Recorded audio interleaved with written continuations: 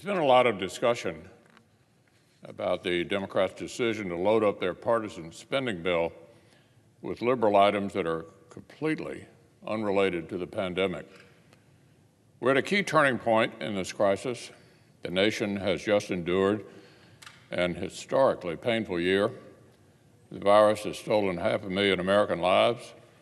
It's thrown millions of children out of classrooms and workers out of jobs.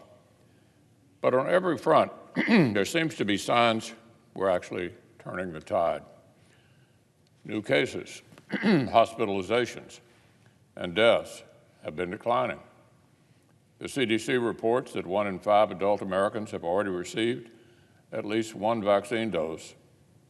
That's 50+ million people. 1 in 10 have gotten both shots. And the supply of vaccines is continuing to ramp up, and yet another authorized just last weekend. Meanwhile, science keeps confirming it's quite safe to get kids and teachers back in the classroom with simple precautions that we can accomplish right now. And all indications suggest our economy is poised for a roaring comeback for workers and for families. This crossroads should give Washington a golden opportunity. We could get together on a bipartisan basis like we did 5 times last year, 5 times, and pass more targeted policies to help finish the fight and get the American people their jobs, their schools, their lives, and their country back. A number of Senate Republicans went to the White House just days after President Biden was sworn in, proposing we continue the streak of overwhelming bipartisanship that has defined the COVID-19 response all this time. Our Democratic colleagues said no. They wanted to go it alone, and when you look at their partisan bill, you can certainly see why. Less than 9% of their massive proposal would go to the core healthcare fight against COVID-19. And listen to this, less than 1% goes to vaccinations.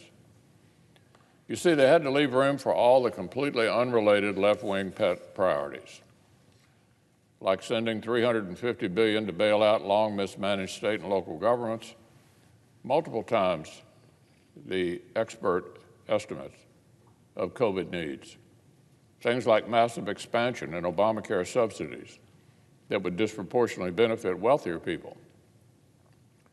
Things like handcrafted tweaks to Medicare so it pays more money to just 3 states, Rhode Island, New Jersey, and the President's home state of Delaware. You might call it a special kickback for the Excella corridor. They had to make room to bankroll things like underground rail in Silicon Valley, upgrading a bridge from New York to Canada, and giving Planned Parenthood access to taxpayer money meant to rescue mom-and-pop Main Street businesses. Sadly, the parts that actually do relate to the pandemic aren't much better.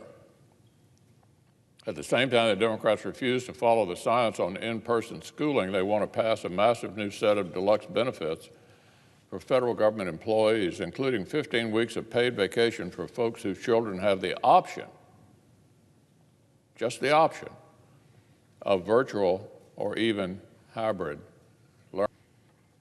They want to keep schools closed and then pay a special bonus only to parents who are federal employees because their schools are closed. Now, this isn't a recipe to safely reopen America. To the degree that it even addresses the pandemic, it's more like a plan to keep us shut down. Mostly, it's just what Democrats promised almost a year ago, taking advantage of the crisis to check off unrelated liberal policies.